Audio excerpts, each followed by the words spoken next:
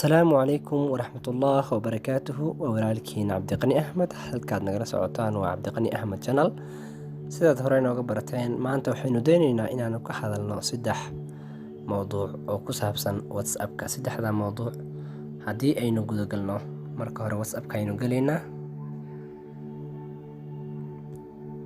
farsamooyinka aynu ka hadalnayno ama 3da mowduuc aynu ka hadlayno, mowduuca ugu horeeya haddii aynu gudagalno, WhatsApp-ka markii aad rabto qof aad la sheekaysanayso, dadka aad la sheekaysanayso qof ka mid ah inuu ugu hormaro dadka aad la sheekaysato chatting-kaaga, qofkaas mar walba uu ahaado qofka ugu dul sarreeya oo meesha ugu sarreysa hadda qofkaas uu joogo kale, sidaas inuu ahaado mar walba, uusan ka hoos marin, uusan haddii dad kale ay ka hoos message kuu soo diraan hoos uusan marin.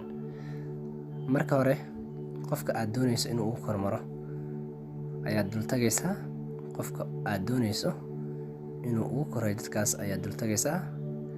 Markaad dul tagtana waa riixaysaa, calaamadda delete-ka, calaamadda geeskan kale ka jirta ayaad taabanaysaa. Sidaad arkaysaan qofkan hadda aniga aan soo calaameeyey, isaga ayaa dadka ugu kormaray. Marka qofkan wuxuu ahaanayaa mar walba isaga ayaa ugu koreynaya dadka aad la sheekaysanayso. Haddii xataa qof kale uu kasoo daba hadlo, qofkan hoostiisa ayuu imaanayaa, marka mar walba booskaas ayuu ku joogaya qofkaas.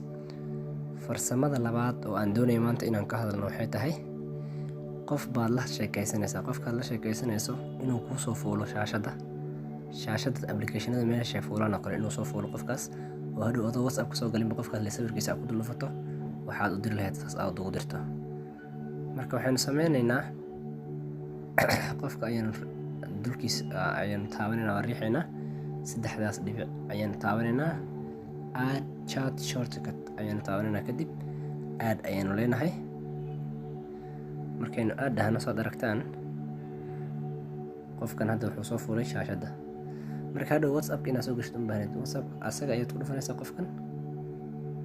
qofkan aad ku dhufanaysaa, WhatsApp maba galaysid, isaga ayaa bis isla galaysan, meesha kala sheekaysanaysa unbaa kusoo baxaysa, contactiyo kale iyo waxaas iyo buuqaas maba galaysidba.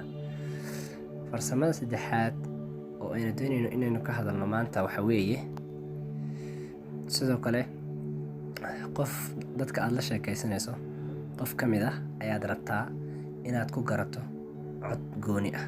WhatsApp-ka cod buu kusoo dhacaa, fariin buu kusoo dhacaa, sooma fariinta WhatsApp-ka marka cod gooni u ah, markuu codkaas kusoo dhaco waxaad ogaanaysaa inuu qof hebel fariin kuu soo diray. Marka qofkii baad sawirkiisa dul taabanaysaa, geeskan calaamad tacajubka camal aad taabanaynaa, kadib custom notifications meeshan ay qoran tahay, saad u jeedaan custom notifications ayaanu ku dhufanaynaa. Markaas kusoo dhufato use custom notifications-kan ayaanu tick saaraynaa. Markaynu tick saarno, notification tone ayaad u jeedaa, tone marka waa codkii qofka kusoo dhici lahaa.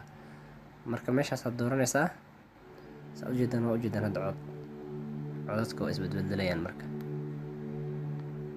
marba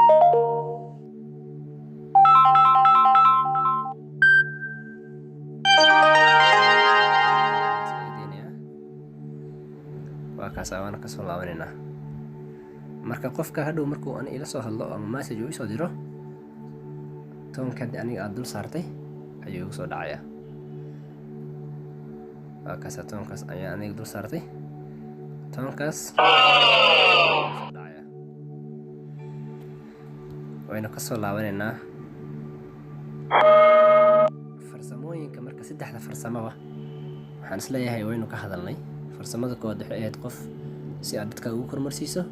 farsamada labaad waxay ahayd in qof shaashadda aad soo saarto oo toos la hadasho markaa rabtid inaad la hadashid, sida hadda hoosta ka aragtaan. farsamada 3aadna waa codka. marka maanta mowduuceena intaas ayuu ku kooban yahay. inaad ka hesheen oo aad ka faa'iideen ayaan rajaynayaa. haddii mowduucan ama videogan aan ka hadlayna maanta aad ka heshay, fadlan videoga like saar, share garee, comment ka soo bixi. janaalkan Cabdiqani Axmedna sidoo kale subscribe saar haddii aadan horey subscribe u saarin. waad mahadsantihiin. wassalaamu calaykum waraxmatullaahi wabarakaatu.